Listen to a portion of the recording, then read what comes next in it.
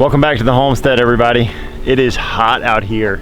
It has been, I don't know, probably 90 plus degrees the past week and a half. So we are in full swing summer here in the Midwest. So I just wanted to update you guys on what we've been doing and kind of show you around the Garden of Tears a little bit, one.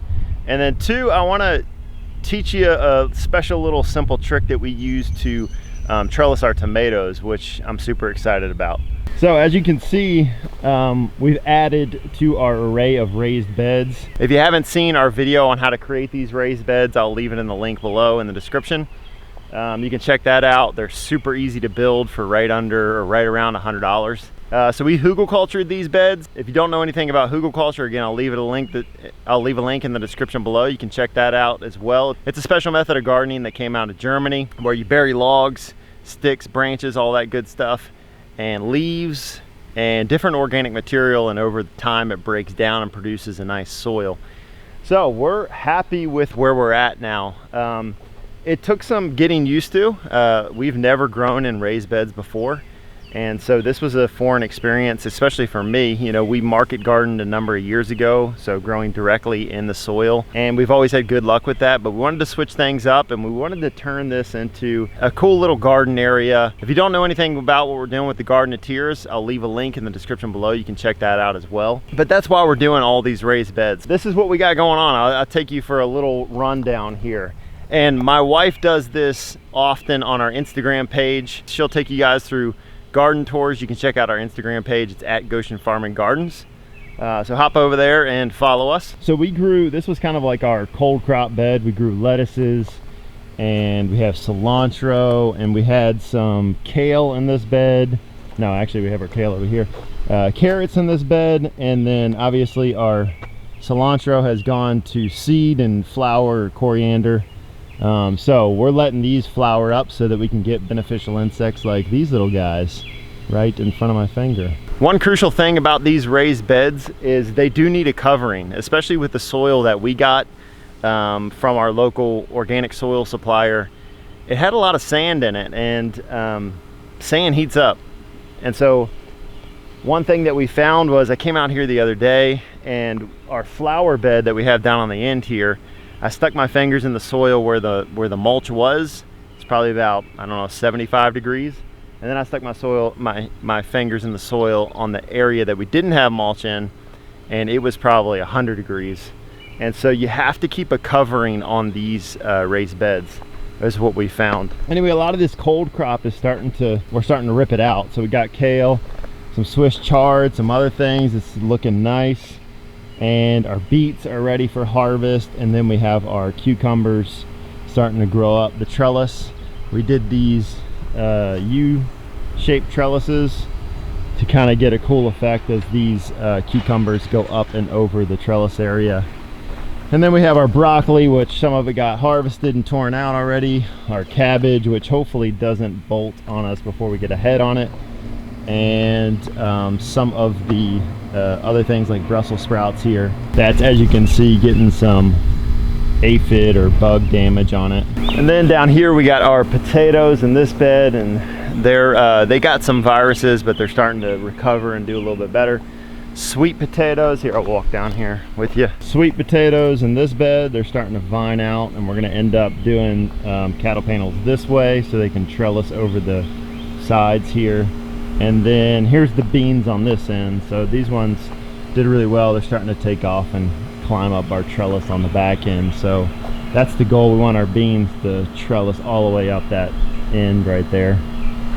Our dill obviously gone to flower, but our dill did great.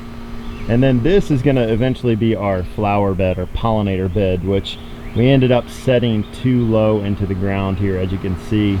And we need to build up the soil a little bit more and bring all of these flowers up, and then obviously mulch in the top. Here's our strawberries. They're starting to get some growth on them, looking nice. And we also just mulched this bed in over here. So hopefully those will be taken off in the next week or so here. So my wife has been working hard out here in the garden, and I've been chipping in when I'm not doing other projects around the property, but we're happy with where stuff is at and the progress of the garden. Obviously, we're going to be building, if you haven't seen in our vision of the garden at Tiers, we're going to be building 20 of these beds, so we have this whole other half to do on this side of the garden. And we're still getting wood chips from our wood chip supplier, which that's awesome. They've been faithfully bringing them over, and so that's been helping us out a ton in the progress of everything. Sneak peek of the nook. I'm gonna do a video, a full tour of the nook, so stay tuned for that. So that's the garden of Tiers today. I wanted to show you guys what we've been up to in the greenhouse. We didn't end up getting a bunch of beds done in here because we had so much to do out in the garden of Tiers. But we did get this one bed done. Like I said in the beginning of the video, I want to show you this cool way that we ended up trellising these tomatoes. So we've been growing tomatoes for quite a while, and I can honestly say these are some of the best looking tomatoes I've grown here on the property. We grew 130 tomato plants in our market garden. And you know, we're keeping stuff smaller scale because when it comes to harvest and pruning and taking care of and watering and all that stuff, it gets really difficult on a larger scale with not a ton of help.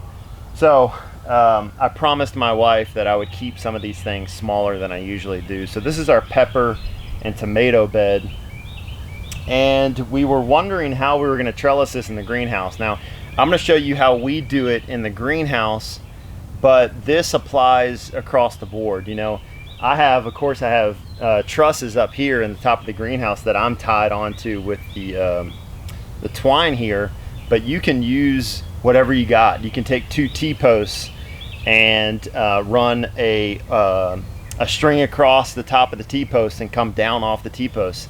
However you can do it, however you can set up like an aerial assembly to make these lines come down is, you know, you can explore and figure out good ways to do that. This is how we did it, and I've never seen it done exactly like this so far as how I strung all these up. So I got this twine for probably 20 bucks at the store, huge roll of it. I've been using it for the past 3 years. And so I took some of this, and I took a line and attached the trusses at the top here, and then came off of the trusses, or it came off of the line that are tied to the trusses and down. Let me show you here. So here's the top. It's tied to one truss on this side and then goes across and connects on this side, and then each line comes off and down, connecting to the base of each tomato plant. And I'll show you how I connect the bases. Basically, this is a if you don't know, it's called a tomato clip. And here, let me grab one. You can get a bag of these off Amazon. I'll leave a link in the description below, but you can get a bag of these off Amazon for super cheap. I don't know how much these are, but they're really cheap. And there's a ton of them. And basically all it is a little clip, and when you close this shut, see that little nipple right there? You clamp the string in that nipple on the side, and it holds the tomato clip in place on the string or on the line, and then it goes obviously around the stalk of your plant, and you can see how it's clipped in right there on the edge, and that keeps it from moving up and down. So what I do is I just tie in, drape off the top there, come down, and then I pull and give some tension on this main line, and then clip on the side, and then push it right underneath a branch so that it's pulling up, and then that gives me enough tension for the whole line. And then as this tomato plant grows, I'll come in and clip and trellis this tomato plant all the way up until it gets to the top. And then the cool thing with these is that this is tied a little bit loose, meaning the knot is not tight around that other string, and I can move this thing back and forth, so I can adjust how far my tomato plant is over, if I want to move it this far over, or if I want to move it back to the center. That gives them a little bit more room to grow. This one right here that I'm showing you the example of is actually a sun gold If you know anything about sun golds are one of the best cherry tomatoes out there. They're super sweet, almost taste like candy.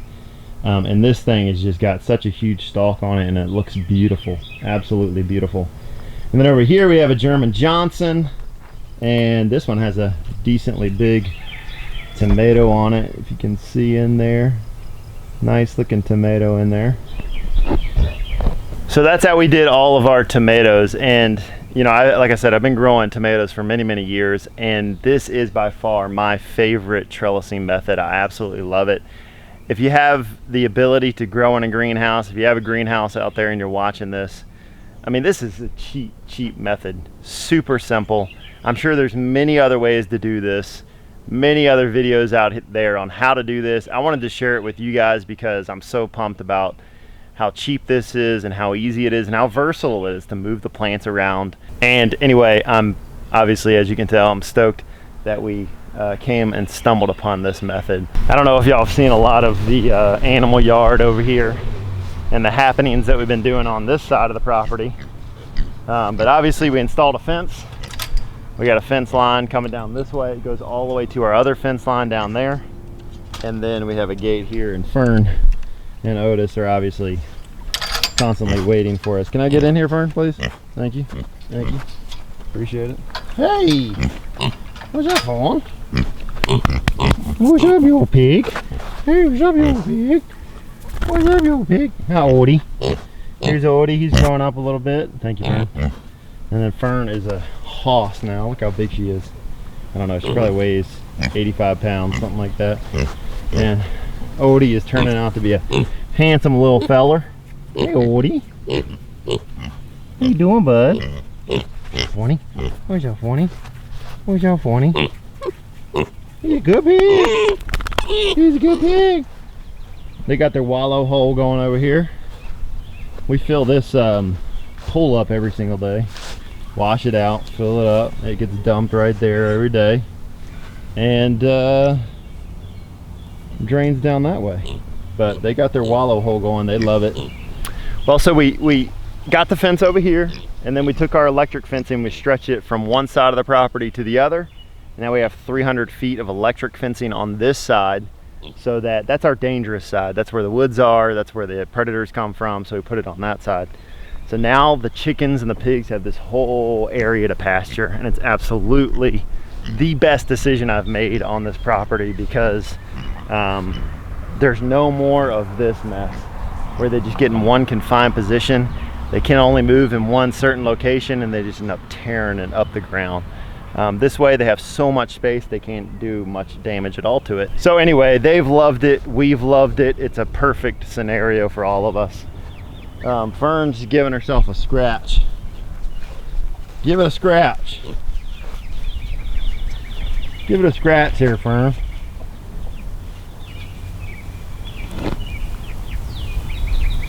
Show them how it's done. There you go. Get into it. We have more chickens. We hatched, I got some more chickens off eBay. I got some silkies from my wife's birthday. We got those hatched out. They're in here. I'm gonna show them to you. Can you not come in here? Because I don't need you in here. No, I don't need, nope, I don't need you in here. No, please. No. Fern tries to get in here every single time I come in here. Hi, Silks. Anyway, here's the silkies. They just transitioned out here, I don't know, a couple days ago. We just transferred them out. They're cute as can be. I can't wait to let them out. We had a pretty major attack where we lost about 10 chickens. That same day we went out and got 10 pullets. And the pullets are running around here. Let me see if I can find them. This is their watering hole under the mulberry tree. Nice, cool little watering hole. Here they are. They're on this side of the property. Let's go see them. Our bees are doing great with their new hives. We got one here, hive here, obviously a hive here, and then our original hive here. So they're doing good. Oh, there's one. They're golden lace Wyandottes. Hi, how you doing? And we got some more over here. We got Rhode Island Reds. These are all pullets. And then we got silver lace Wyandottes. Just silver laced. And then some more golden lace Wyandottes. Anyway, they absolutely love it out here. They get wherever they want to go in this area. They have a heyday. Anyway, guys, thank you so much for watching and staying connected with our journey. Just wanted to share a quick update with what's been going on here at the homestead, and we will see y'all in the next video.